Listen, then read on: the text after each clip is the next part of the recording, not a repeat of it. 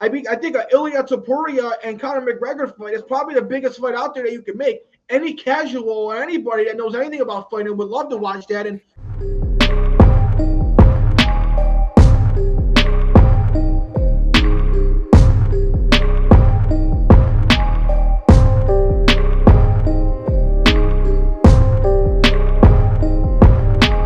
welcome back, everyone. This is the MMA Outsiders episode 120. We are back from our 4th of July break. My name is Zain Bando. He's Anthony Balester, and this also means that we are back on a regular UFC schedule. Excited to talk about everything in the world of the combat sports today. But before we do that, please be sure to like and subscribe to the Empty the Bench podcast network. To do so, you can go to youtube.com/ETP network. Very, very easy to do. Only takes a couple of seconds. The road to 1,000 subscribers continue.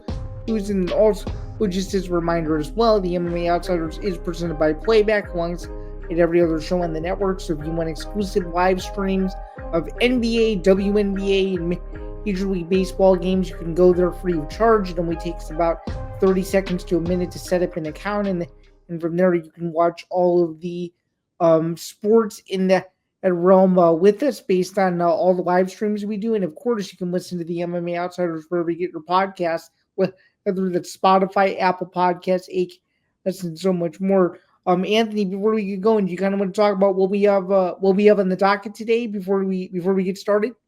yeah, we got a really good show ahead of us, so definitely make sure to stay tuned. I mean, we got Donald Trump dropping some massive potential news. We might actually have a UFC fight night at the White House. Now everybody's clamoring to be on there. John Jones, Conor McGregor. We'll be breaking that down. As great as the 4th of July weekend was for me and for you, Zan, and for everybody else out there, hopefully, it was depressing not having any UFC. Well, we finally got the UFC this weekend, so we're going to be breaking down the fight night. There's a lot of interesting fights, and then we're going to be talking about some other interesting stuff as well.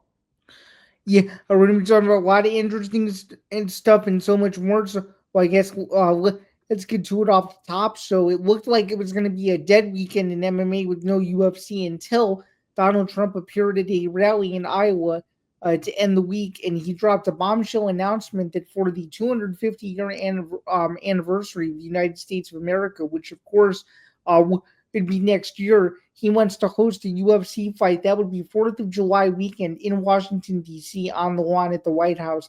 This was a bit of a shocking announcement. It went completely viral all across social media. I could not believe what I was watching. I had to watch multiple versions of it to double check to make sure it was legitimate. But here's what I'll say. As someone who's watched this for a long time, I think if the UFC can do the Sphere, and people said the Sphere couldn't be done, if the UFC could do concert venues outdoors with 50,000-60,000, it's going to take a lot of security, and I'm not going to say never, but I would not put it past them to where if they did do a White House event and it was very successful, I don't think I would be surprised. What do you think? Yeah, when you talk about security, I mean, I'm not sure what that's going to entail. I guess maybe everybody who goes there are going to have to probably do intense background checks. And then even just to get into the building and to get to your seats, they're probably going to have to do mad security checks, make sure there's no weapons. Because obviously the White House, you can't have anything go wrong there. So security is going to have to be at this topmost importance.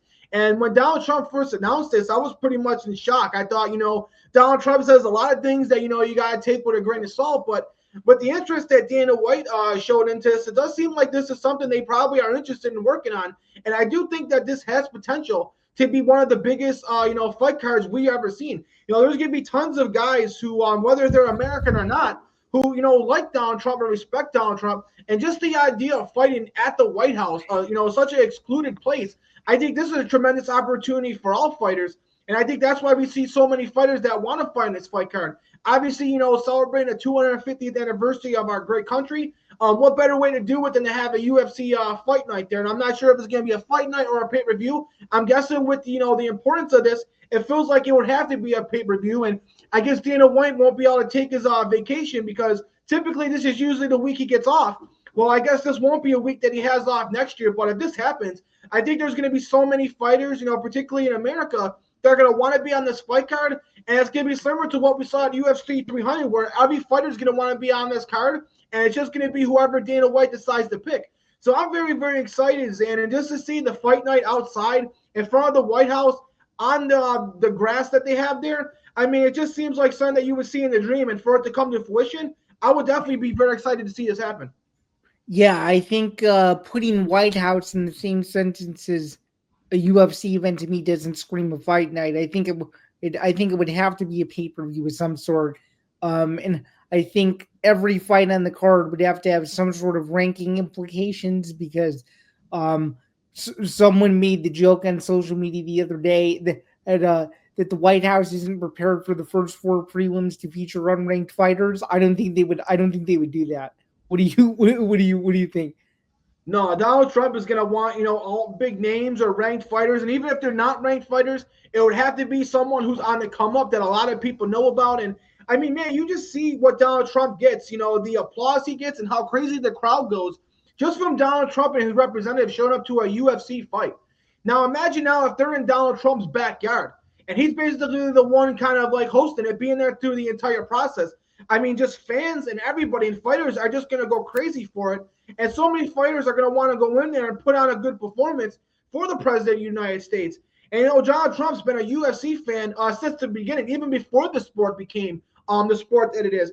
And that's why Dana White has so much admiration for Donald Trump, because of the fact that Donald Trump was one of their first early supporters before they really had the support that they have now. So, man, I just think this would be one of the biggest fight nights that we ever seen. And I think this may surpass UFC 300. Yeah, I think this would surpass any UFC event that they've ever done, which is crazy to think about. The only issue that I could see is the security measures. But as I just alluded to a minute ago, people said they couldn't do the Sphere. People said, oh, how does the Sphere work? People said they couldn't do an outdoor show. How's that going to work? They've done several of those now over the years. Yeah, I mean, if there's anybody that can pull off a sporting event at the White House, it's probably them, because every single time he says, oh, we're going to plan to get something done, there's a good chance they usually get it done. And speaking of major names, we have a couple of major names that have decided to throw their hat in the ring, if you will. So Conor McGregor has potentially teased a return. It would be a return 5 years in the making if he were to return to the UFC to fight at the White House. There's been social media banter back and forth between he and former Ultimate Fighter rival Michael Chandler. I mean, there's no other way to sugarcoat it. I mean, I'm just going to put it point blank. If you're going to do a UFC event and in the White House and Conor McGregor isn't on it, we have a problem here. So, I mean, do you think that his tease almost all but guarantees that he's finally making his return to MMA next year if they actually do this? Because I think so. I think this is exactly what you would need to entice a Conor McGregor, who has everything already. He has all the money. He has all the fame. He doesn't need to put his body on the line and take punches anymore. So to get him back in the octagon like we've been waiting for years, it's got to be something that's really enticing. And I don't think just a regular pay-per-view, whether if it's in Las Vegas or anywhere, or even in Ireland, against Michael Chandler would give him the fight. I think a White House pay-per-view definitely for sure would give him the fight. Now, obviously, he's not going to be in a title match. So I'm interested to see now, because if you have a title fight on this card, a la maybe, if John Jones comes back or somebody else, whoever that may be, can Conor McGregor be okay with being the co-main event? Conor McGregor loves to be a star and loves to be a headliner. It's a huge question. So the good thing, the good and the bad part about it is the pro is if you get Conor McGregor, you get the biggest name in MMA history on the fight card. But the con is that means you probably can't have title fights on this card because Conor McGregor is going to want to be, the main event. Now, is Conor McGregor, as big as he is him versus Michael Chandler really a big enough main event for a card like this? I really don't think it is, but that puts the UFC in a tough predicament. If Conor could agree to be the co-main and we get a title fight that's just as good, if not bigger than this, I mean, damn, what a card that I would love to see. Yeah, well, I'm gonna throw a curveball at you, and that is something that I've been kind of toying with back and forth. Given the star power of Ilya Topuria and given the way that he's ignited Georgia, could you see the promotion just say, hey, look, here's the situation, kind of going back to the word you use, the predicament that we're in, or the circumstance that we're in, rather. Do you think they could just say, screw the losing streak, the biggest fight we can make right now is Ilya Topuria versus Conor McGregor, we're gonna put it at the White House? Or do you think that that's a little bit too far-fetched to say that he would just throw McGregor back into a title fight after not fighting for nearly 5 years. Yeah, I think that would be a lot of tough things that you'd have to navigate through. I mean, for one thing, can Conor McGregor even make 155 pounds? I feel like if McGregor fights, it would have to be at 170 or 185. He's a much bigger guy than he once was. And I don't That's think true. Conor McGregor is going to want to nearly, do the type of weight cut that would be required to make 155 pounds. And then for all the fighters that deserve title shots, for McGregor coming off bad losses and not fighting in so long, I feel like a lot of fighters would be disrespected if Conor McGregor could just come in off the streets, off his couch, and automatically be given a title shot. Now, in terms of how much it's going to sell in the publicity, I mean, man, I think a Ilia Topuria and Conor McGregor fight is probably the biggest fight out there that you can make. Any casual or anybody that knows anything about fighting would love to watch that. And both these guys are compared to each other. Ilia Topuria has a lot of similarities to what Conor McGregor did. But I think Ilia Topuria is a much more talented Conor McGregor. And also there's animosity. Both these guys don't really like each other anymore. And I know Ilia Topuria was a fan growing up. But I think now with the way these guys have gone back and forth each other, there's a lot of bad blood. So you get two guys who got similar, ways of promoting fights, similar fighting styles, but two guys that hate each other. So yes, it would sell and it'd be great to watch. But my two questions is, Conor McGregor does not deserve 155 title shot belt. So a lot of guys would be disrespected, and rightfully so. No, and I don't think so either. I don't think Conor McGregor could ever make 155 pounds again. Yeah, those are all very good points. So pretty much essentially what you're saying is the outlier here is 155. If they were to do 170, does this potentially entice Nate Diaz to come back so they could finish their OG? Do you think that potentially makes logical sense? Yeah, that could definitely make a lot of sense. Or what they could do is not even make it a title fight, just have it at 170 between Ilia and Conor McGregor. That's another option. I mean, we see Conor McGregor, who did fight at 170 and then went back to 155. And Ilia, I mean, this is just basically a super fight. We saw Max Holloway do this just last year where he moved up to 155, beat Justin Gaethje, and then went back and fight for the 145 belt. So I think if you did it that way where there's no titles involved and you just have Ilia versus McGregor as a one-off super fight, I think that would make it a lot more simpler.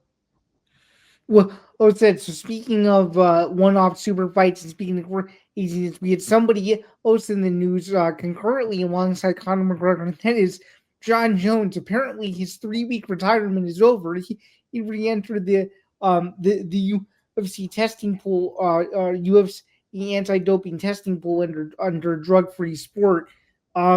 So is this? I mean, I'm just going to say this. I think that this is a plot twist to try to win his belt back. I don't know exactly how this makes sense from its perspective, given that he was the heavyweight champion of the world. But is this just another layer in the story? Do you actually think he comes back? Do you think he was just stirring the pot for attention? Like, I really don't know what to make of this. But what I can tell you is, when it comes to that guy, no press is bad press, if you will. I think he does enjoy the attention, no matter if it's good or bad. And just from my personal perspective, I think that this is all part of the saga, and he's probably going to end up going away for a while and doing whatever and figuring out whatever this legal situation is, regardless of whether he gets out of it or not.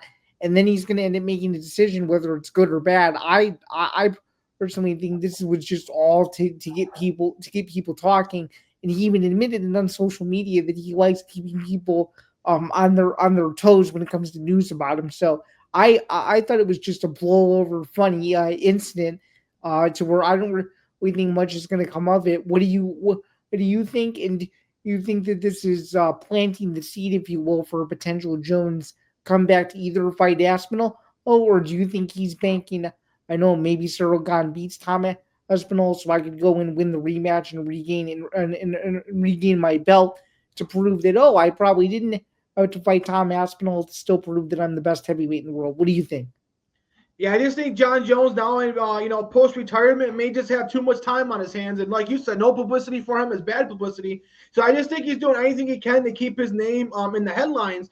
And I guess like he said it best, he's just keeping all his options open. By him re-entering the testing pool, like you said, Zan, if Tom Aspinall goes out there and does lose to a Cyril Gane, if that's the matchup they make, or if it's a Jelton Almeida or whoever, Jon Jones can easily come back, win the belt back, and then all the Tom Aspinall talk is done and finished. Or on the flip side, Tom Aspinall goes out there, absolutely destroys Ciryl Gane, and then maybe beats a Geltadal Almeida at the beginning of 2026.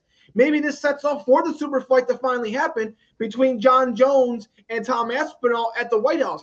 And, I know this is a fight that we really want to see, probably the biggest fight you could make in the UFC in terms of skill matchups.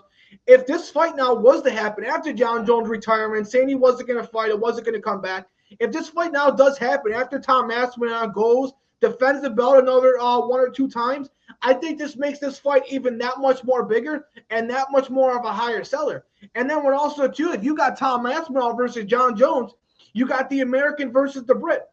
Just like, the American Revolution we had, which is what we're going to be celebrating the 250th anniversary for.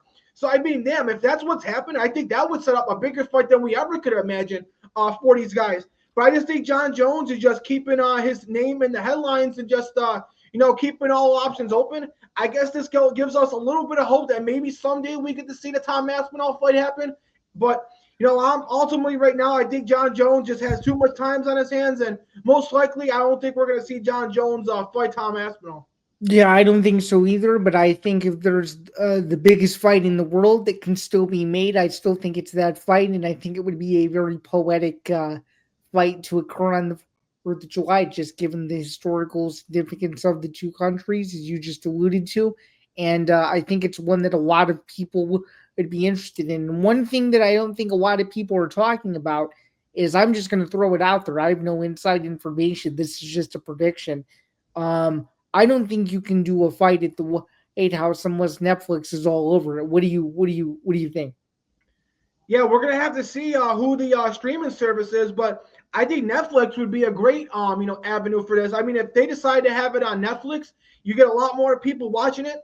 We'll see how they decide to do their pay-per-view model. Obviously a lot of people don't like paying for their pay-per-views, and if it goes on Netflix, we could get, basically if you have Netflix, you get to watch the fight for free.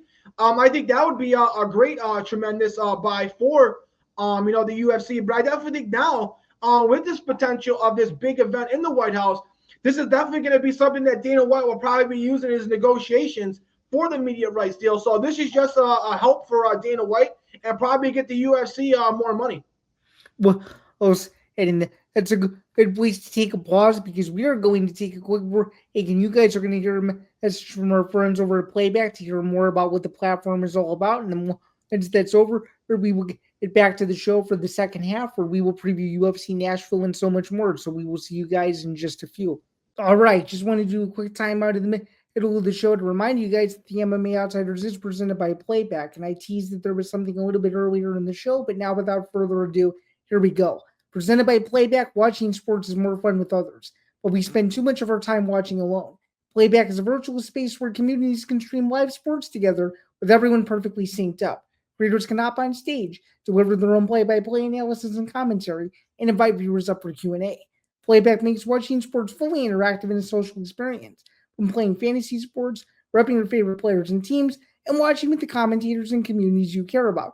Win or lose, sports are best enjoyed together. Join our community by going to playback.tv/ETB Network to find out more, including our live stream schedule. You won't regret it. All right, so welcome back. We're going to get into the second half of the show now, and we're going to begin to preview a Baker's Dozen from Nashville, Tennessee, starting with the main event. In the heavyweight division, 5 rounds, Derrick Lewis versus Tallison Teixeira. A huge step up in competition for Teixeira in his very short UFC stint so far, taking on a former UFC heavyweight title challenger in Derrick Lewis, who very, very recently re-signed with the UFC for another deal. This fight seems to just be getting a lot of criticism, just considering that neither of these guys have any connection to Tennessee. Derrick Lewis obviously is from Houston, Texas. Tallison Teixeira is obviously out of Brazil. What are your early leans on this fight? Do you think that people are giving Tallison Teixeira a little bit too much credit, given that his UFC sample size is really small? Or do you think that Derrick Lewis being in for a tough fight is justified? And do you think people are going to be surprised on Saturday night? Because my early lean is Derrick Lewis in this fight. What about you?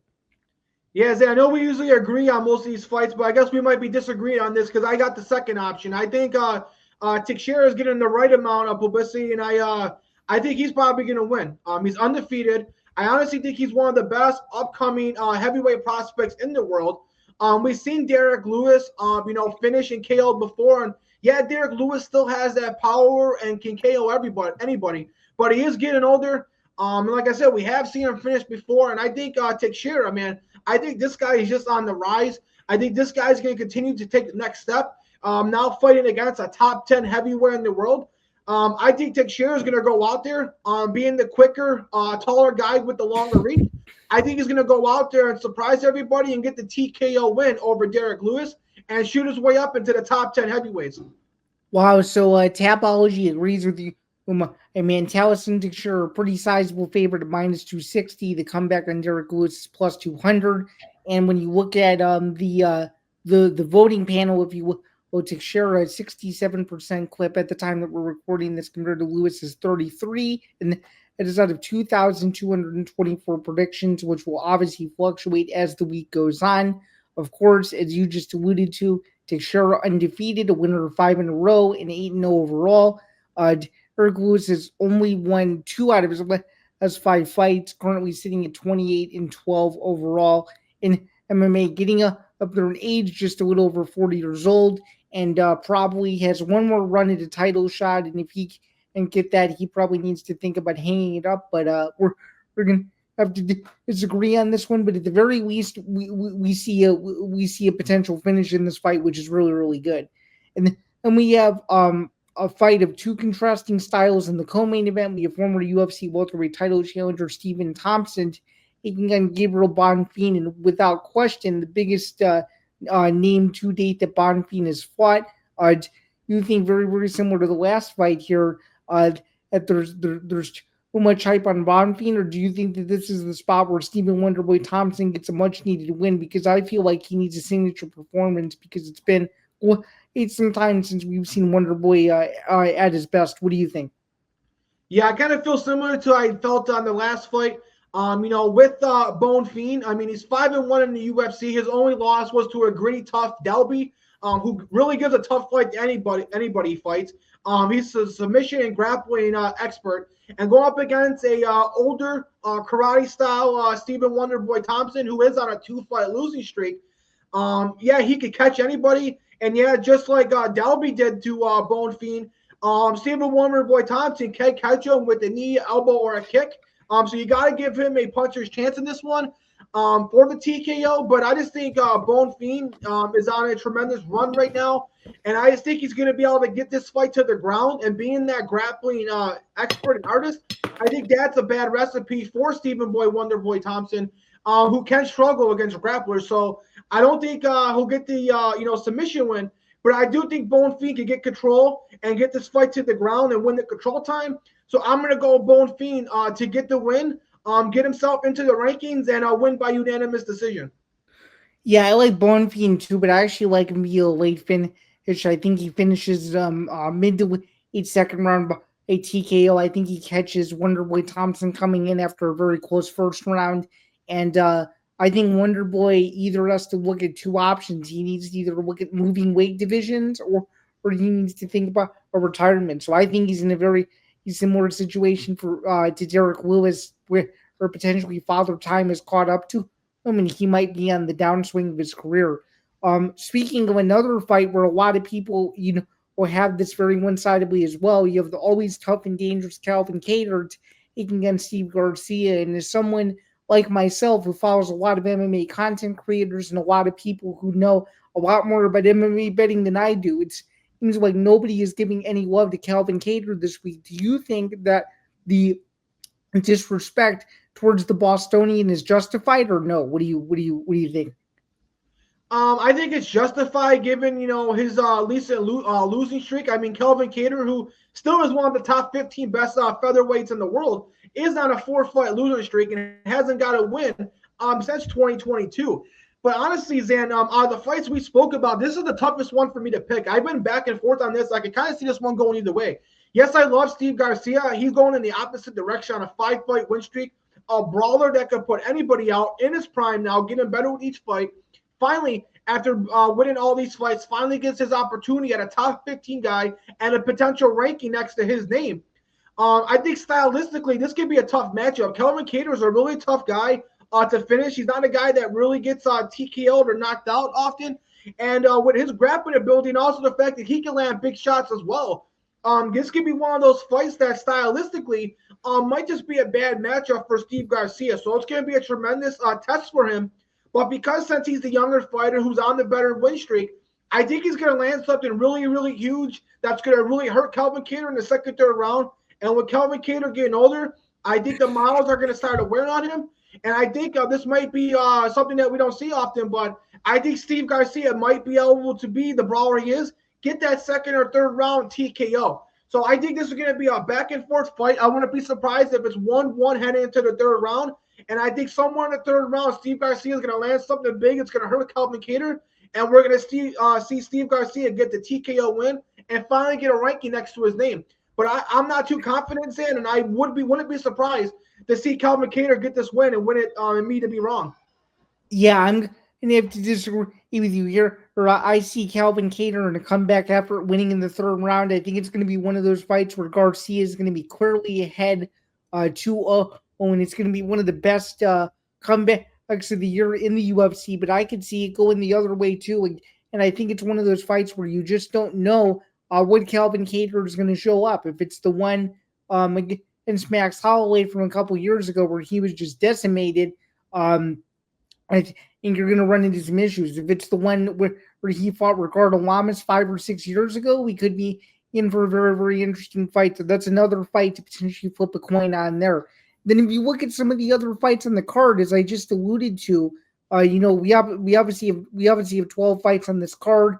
The whole card is free, by the way, on ESPN. I forgot to mention that ESPN linear, that is, everywhere in America, as well as the whole card on ESPN Plus. For those of you who have that, the fight I'm the most interested in, just given that it's a pair of veterans with two very, very unique styles, where they're never in boring fights. Max Griffin versus Chris Curtis. I think that Chris Curtis is due for a huge win after getting screwed in his last fight, and I think that Max Griffin is yet to have a super, super highlight reel win in a couple of years. So I think those two are at a crossroads. What do you think? What do you think of that fight? Yeah, I like that fight as well. I'm really glad you brought that up. I think whenever you see Chris Curtis on the card, you got to get excited. Most of his fights are really, really brawls, and he just leaves it all out on the in the octagon. So I love watching Chris Curtis, and like you said, he's been getting done wrong, and has kind of had bad luck and getting the bad side of things the last few fights. So I hope we get to see a fair fight where things go the way it should go. And Chris Curtis, a former top 15 guy who is still right around that top 50 range. I still think he's probably almost as good as he's ever been. With a little bit of time off, we might see a really good, fresher Chris Curtis. I think we could see a signature win from Chris Curtis and get his way back on the winning streak and maybe challenge for a top 15 position. So I love that fight. And then a fight that sticks out to me is a heavyweight matchup between Fulton Walker, Johnny Walker's brother, and Nazar QQ. Two heavyweights just outside the top 15. I think Nazar QQ looked really good since moving up to heavyweight. Walker has looked really good in his last two fights. I know it wasn't against great competition, but I think both these guys, whoever wins this fight now will be on a 3-fight win streak in the heavyweight. And heavyweight, man, is just dying for great fighters. I mean, we don't have a lot of great heavyweights. Pretty much anybody who gets a win in heavyweight is almost already ranked in the top 15. So I think if we can see one of these guys put together another win. Yeah, and it's not a very deep division. I think it's just over 40 fighters. I think you're right. And just to slightly correct you, his last name is very difficult to pronounce, but it's so just a small correction there. But who do you like in that one? Because I like Walker in that fight. What do you think? Yeah, I like Walker too. I think way he's performing, him being such a young age. I know, he didn't look so good in a couple of fights before, but I think with him being so young at heavyweight, he's only getting better. And I don't think we've seen the prime of Fulton Walker. And I think if he wins this fight, like I said, whoever wins this puts himself on a 3-fight win streak. And in the heavyweight division, that's saying a lot. And I think the winner of this will be lined up for, I'm not sure if it's going to be a main event fight night, but going to be lined up for a very big fight against the top 15 heavyweight. So I think Volkan Walker continues his progression upwards, one of the younger heavyweights we have on the roster. And I think he gets to win the TKO win, just like you think, Zan. Yeah, and then just looking at one other fight that caught my attention, and this is a prospect that I think a lot of people have been high on. It's this fight, and I think you should know where I'm going with this. But it's the second fight of the night. At lightweight, he was 11-3, has a lot of momentum behind him, taking on Mitch Ramirez. I think this is one of those next generation type fights where we may look back 4 to 5 years ago, or 4 to 5 years from now, rather, and say, hey, this is the fight that catapulted one of these two into potential title contention. What do you think of that fight? Yeah, that's definitely one of the better fights of the night. I'm surprised that's not one of the first fights that we see on the main card. I really like Mikey Davis. I think he's got tremendous potential, and I wouldn't be surprised to see him go out there and get the win and continue to move up in his progression. I love that guy, and I love his fighting style, and I can't wait to see how he performs. Yeah, very well said. So that's UFC Nashville in a nutshell. The main card begins at 8 p.m. Eastern, and of course that is preceded by the preliminary card. And you can catch the full card on ESPN Plus and ESPN.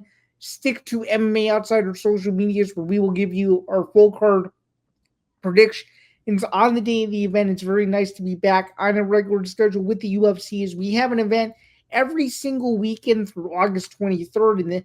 And of course, they take a week off to end the month while the beginning of college football gets underway before a packed September hits the calendar there, which is going to be consecutive fight night cards, considering that there is no pay-per-view in September before October, November, and December, of course, get underway. Speaking of the UFC pay-per-view, who's scheduled, there's a pay-per-view event coming up in Chicago next month. It's UFC 319, headlined by Dricus Du Plessis and Hamza Chimaev. And the big controversy surrounding that is not about any of the fights themselves. It's about the very, very high ticket prices, and this has become a recurring theme in regards to the UFC the last few months to a year, where people are starting to realize that these events are becoming kind of unaffordable with this whole dynamic pricing concept. And the UFC 319, I guess, was the latest example of that, where tons of people who maybe had gone to the UFC events in Chicago in the past was not to go. Full disclosure, I will be in attendance on August 16th, but I know plenty of people who wanted to go who will be unable to do so because of these ticket prices. So I just wanted to quickly react to them. I do think that they are too high to an extent. Yes, I think the big issue here is I don't think some of these cards. I don't think every card is worth the same. I'm one of those people that believes that not every pay-per-view should be worth $80. I'm just going to be frank. I think UFC 315, which was Bilal Muhammad versus Jack Della Maddalena, versus the pay-per-view that we just had with Ilia Topuria versus Charles Oliveira, should have been two totally different price points. I think it should be the same thing for tickets and then some. I think that the ticket prices should be judged on the quality of the card and not that it's just another UFC event. What do you think?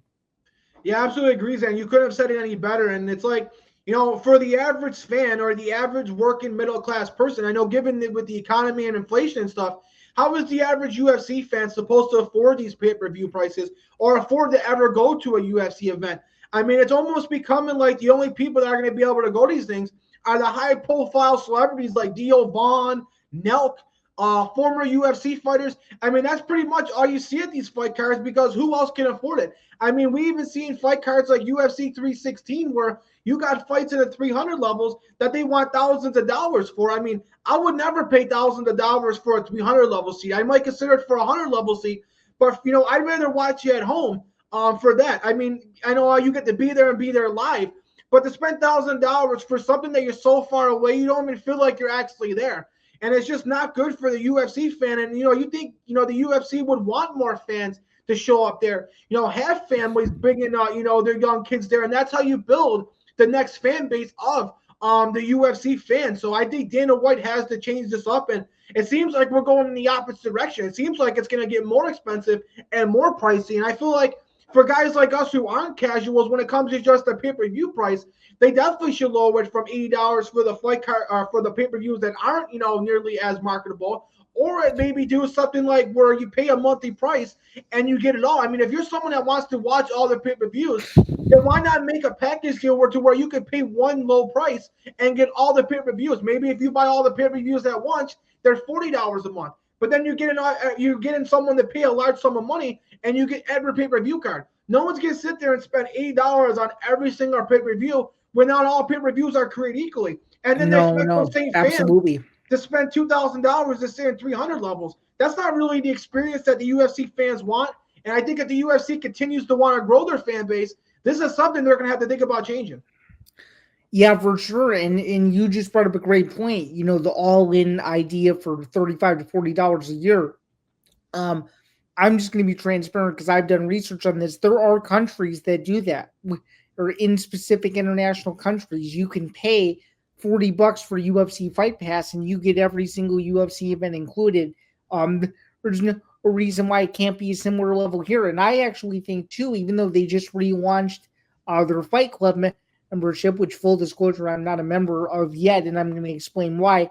I think the one thing that they could do to enhance their Fight Club membership is, I think, even though the UFC isn't a seasonal sport, I think if you opt in to be a Fight Club member, you should choose from a prioritization standpoint what 3 events a year you would be the most interested in attending, and you should be able to bid on those 3. And if you have the highest bid for one of them, that's the show you go to.